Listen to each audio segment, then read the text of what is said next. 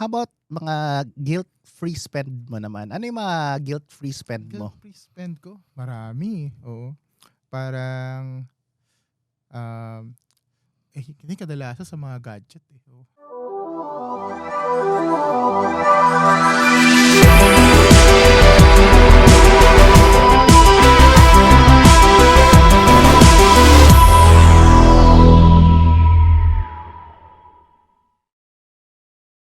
Siyempre as software developers, mga IT roles, mga high-paying jobs to eh, di ba? Yes. Oh, marami dito mga 6 digits, di 6 ba? digits, oo. Oo. So, siyempre maraming bigayan na nangyayari. So, Right. how do you manage yung finances mo? O sa mo dadalhin tong high pay mo? Oo. Right.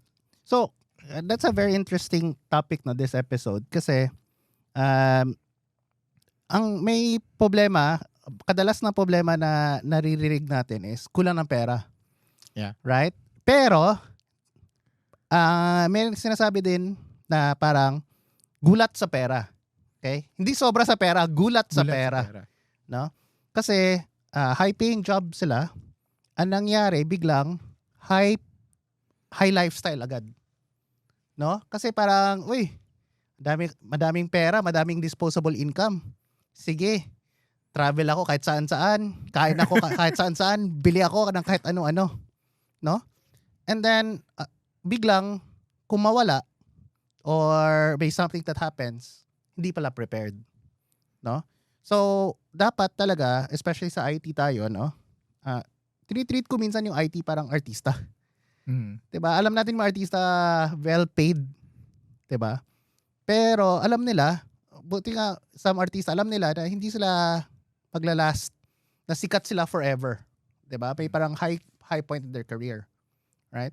So tayo, hindi ko naman sinasabing may high point tayo. In fact, actually, karamihan sa atin, as we grow older, even better pa nga. No? But we also have to learn how to manage our finances as IT people. Yeah. So, paano mo nga ba minamanage ang iyong finances? Uy, ako pala to. So, a couple of things, no? Madami namang nagtuturo. Actually, number one is kailangan open and aware ka muna na you have to manage your finances, no? And that you must seek for it. So, you have to look for lessons, look for things, no? Kasi if you don't recognize na you are mismanaging money pala, right? You're mismanaging money, magugulat ka na lang bigla. Uy, tawag dito, laki na pala ng internet plan mo, yung cellphone plan mo, naka-latest iPhone ka pala every year, ganyan, di ba? Kasi feeling mo, afford mo. Which afford mo naman. Pero pag something goes wrong, yun nga, wala ka palang savings. Yeah. Wala ka palang insurance, no? So, first, try mo muna i-cover yung basics, in my opinion, which is, have at least 6 months of savings. In other words, kung wala kang trabaho for 6 months, yung current sahod mo, i-times 6 mo, dapat nasa savings. At least, no? Dapat may buffer ka na ganyan. Right? Because you never know. In big companies nga, nakikita mo last year, biglang nag-lay off pala, bigla. Naku. Right? Nag-decrease bigla. Force layoff. Yes, may separation pay, ganyan. Pero because sabang dami nilang na layoff, ang hirap din ng job market bigla. So they need that buffer. So, kung kaya nga 12 months yun, even better. Right? So yun. So basics, may savings ka, may insurance ka, kasi magkasakit is mahal. Yeah. No? Mahal. I know yung topic na to hindi masyadong IT, pero dahil as IT professionals, we have to manage money, no? That's one. You also need equipment. Kung kaya mong, like I said, just in case mawala ka ng trabaho, etc., kaya mong bumili ng equipment mo para pantawid kung kailangan mo mag-freelance. Yeah. No? Sa other countries, sinasabi nila, if your car breaks down, dapat may pangbayad ka to fix your car. Kasi a lot of jobs sa ibang companies require their automotive to travel. Yeah. Right? Pag nasira yung kotse nila, wala silang pambayad to fix it, mahihinto yung life savings nila. may hihinto yung income nila. So for us, dapat, aside from, that's why important din savings is dapat may own equipment ka as much as possible, or at least the means to buy your own equipment. And then, you might also want to consider looking at stocks, businesses na hindi necessarily hands-on ka super, right? Or even, like I said, yung stocks konti, crypto, some people use crypto kasi tech daw tayo. And maybe other projects that you can start, small projects that you feel like will generate eventual income or will give you, some other means of income. Parang diversify your income. I think from my end naman, siya, nga, ito yung siguro I wish I did it, siguro mga, nung pa ako, younger. Younger, 30, 5 years.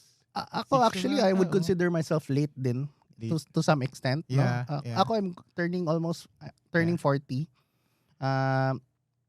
Medyo late na rin. No? If I had earlier, pwede naman talaga. Earlier. Yeah. No? Pero nag-enjoy kasi ako masyado. No? Hindi ako masyado naisip. Pero I could have started earlier. Yeah. I think sa akin naman siya. Parang early in my career. I think more than 8 years ago na ata. Yun nga, syempre, high paying job. Unang entry level pa lang Pero normal, since I'm a breadwinner, parang lahat talaga nung gastos ko, parang, lahat talaga nung income ko, napunta sa family ko Pero dumating ako sa point na, yun nga medyo lumaki na yung, syempre, napopromote ka. So, lumaki na yung, syempre, about sa family, tas gastos, di ba? So, yung gastos, yan? Starbucks, kung ano na yan, yung right. gastos nila. And I think I wish na ginawa ko una pa lang is yung budgeting talaga.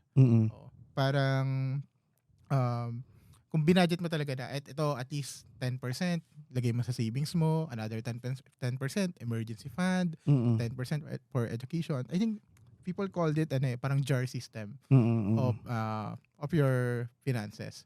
Kumbaga, yung income na pumapasok sa'yo, parang you try to segregate it for different purposes. And depende rin sa'yo. Gusto mo pwedeng mas malaki, 20% ng napupunta sa savings mo. Right. Then the rest, gastusin mo na siya. And yun, I think meron naman siyang mga resources out there, even sa Udemy, to how to manage your finances. And I think marami rin mga webinar. So early in your career pa lang, I advise you to parang try to study about it. Para ma-apply mo siya ng mas maaga. And long term, magugulat ka na lang na it will really help you. Right. Na parang your way better situation than most of the IT people na they're just spending their money all over the place. Right. Yeah. Kasi like you said, some certain circumstances, like you said, minsan we have to provide for our family, ganyan. But if we don't study our finances, we might be stuck in that situation. Even with our family, we must make good boundaries. Right? Hindi ibig sabihin na lagi ikaw yung naglilibre, lagi ikaw, right? And then, minsan, next thing you know, pagala na yung libre mo, di ba? So, dapat may boundaries. Doesn't mean because you also reward yourself in that sense, no? So, learn that boundary. Whether you're a breadwinner or not, have a boundary. Just establish that early on. Nabebend mo naman early, pero eventually, you also have to teach others na, hindi solely ikaw lang ang right? Have parang yung okay sa'yo na hindi ka bawas. No? Yeah. Anong tools yung ginagamit mo to manage? Kasi syempre daming numbers na ito, di ba? Right. Meron ka bang Excel sheet na mini-maintain? So ako, hindi masyado. Ako, I would say, hindi nga ako very good practitioner to some extent, no? But I do follow, or hindi na follow, parang I do try to listen to itong podcast or YouTube. Yung title niya is How to Live Your Rich Life. your rich life, no? Kasi ang maganda dito is, how do you define a rich life? Yun yung first step dun. Ano yung rich life sa'yo? Kung ang rich life sa'yo is nakaka-vacation ka once a year, di ba? Hindi necessarily ang rich sa isa is the same rich sa'yo.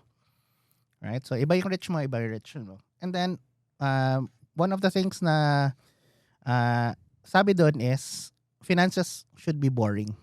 Yeah. So, hindi dapat exciting ang finances. Dapat parang ano lang siya, para siyang breathing or parang nagsasucks ka lang. Parang dapat as much as possible matic nga eh. So, alam mo, meron tayong mga scheduled transactions, ganyan. So, if you can, let's say, meron kayong savings account or payroll account, no? Then, maybe you can set up different accounts na automatic na pagpasok dito, let's say, pasok ng 1:15 or siguro 15:30, no? Pagdating ng 1 or 2, and pagdating ng 17, automatic 20% ng sahod mo lilipat na agad automatic. Yeah. No? So, para alam mo, automatic 'yun. Parang automatic ako, example, may automatic number ako nagsisend sa Call Financial. Which is yung stock na gamit ko. No? So, parang minsan saan napunta pera ko? Napasok pala automatic sa stocks. Parang ganun. Yeah. I think sa akin naman meron ako maintain na Google Sheet. Kasi syempre, sa na ako, di ba? Nung na-involve na ako sa management, parang yung finance namin galing. Daming Google Sheet may maintain.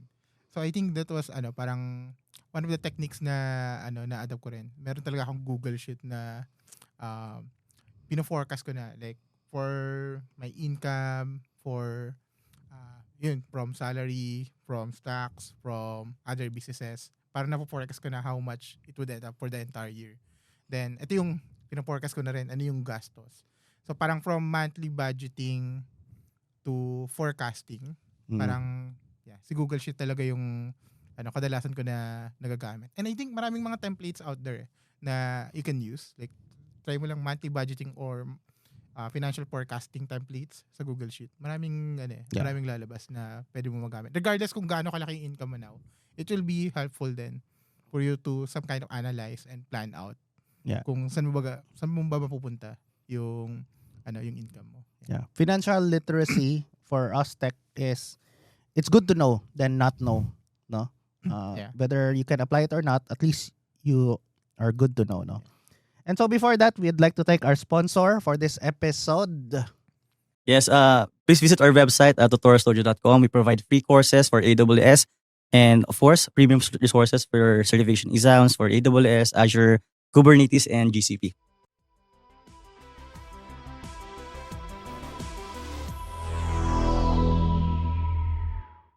Okay, thank you for our sponsor, no? Ako, Migs, before, since nag-usap tayo about savings or multiple income, how about mga guilt-free spend mo naman? Ano yung mga guilt-free spend mo? Guilt-free spend ko? Marami. Oo. Parang, hindi kadalasan sa mga gadget. Gadget? Ano to? Cellphone? Camera? Ano? Gadget I think, watch? Ganun? Kadalasan I think meron ako isa. Bumili akong keyboard Tapos, parang ginamit ko lang siya 1 month. Tapos ayoko na. So parang meron akong mga gadget na nabili na tapos parang after a while, di ko na kailangan, ayoko na. Right.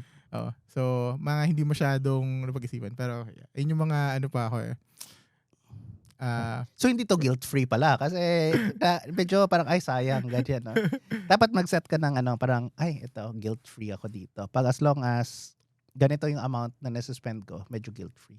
Guilt-free means, parang tamang pag-spend. Oo, guilt-free mo talaga. Kaya na guilty ako Hindi guilty, guilt-free. I think sa akin yung, top tier na MacBook Pro.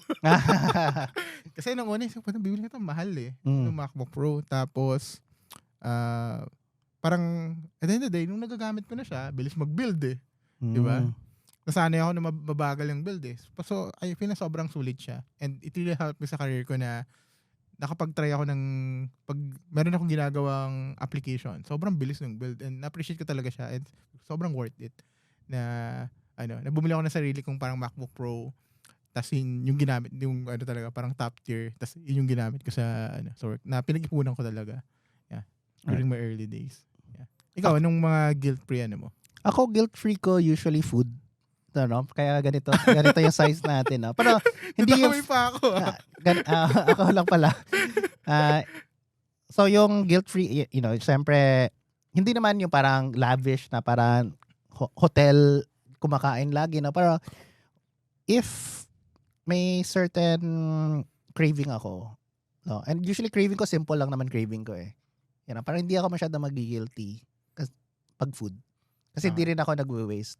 Sa technology naman, no, mga projects like this one, okay lang sa akin kasi I know it's contributing to the goodness of life in that sense. Yeah. No? So hindi ako masyadong nag-guilty, and alam ko naman hindi siya in the end of the day, hindi siya nakaka-hurt sa other finances ko. Yeah. Kasi na-set aside ko na siya.